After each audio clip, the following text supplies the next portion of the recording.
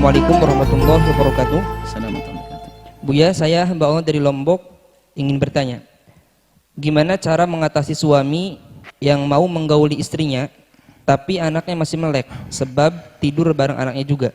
Apakah istri dosa enggak kasih suami apa yang dia mau?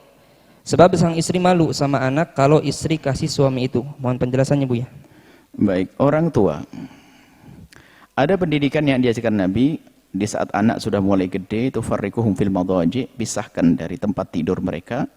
Termasuk diantaranya adalah hendaknya dijauhkan dari tempat tidur ibunda dan ayahandanya, dan hendaknya juga dijauhkan daripada merasakan, mendengar, melihat hubungan yang dilakukan oleh orang tuanya. Waktu dia kecil tidak ada masalah, mungkin secara zahir, tapi batinnya dia akan terkenang-kenang apa yang dilakukan. Jangan meremehkan biarpun untuk anak kecil. Kalau selagi masih, maka sebaik-baik tempat adalah dipisah saja, apalagi anaknya sudah mulai gede. Dan jangan meremehkan hal yang demikian itu. Karena apa? Dia adalah apalagi di saat menjelang puber, dia akan melihat apa yang dilakukan ibundanya, ayahandanya, masuk dalam perasaannya. Akhirnya menjadi penasaran, ingin tahu. Akhirnya dia, mohon maaf, sudah melihat pemandangan yang tidak boleh dilihat di usia itu. Akhirnya na'udzubillah, bisa terjadi pada dia di tempat lain, na'udzubillah. Karena dia telah belajar atau mendengar apa yang dilakukan ibunda dan ayahandanya.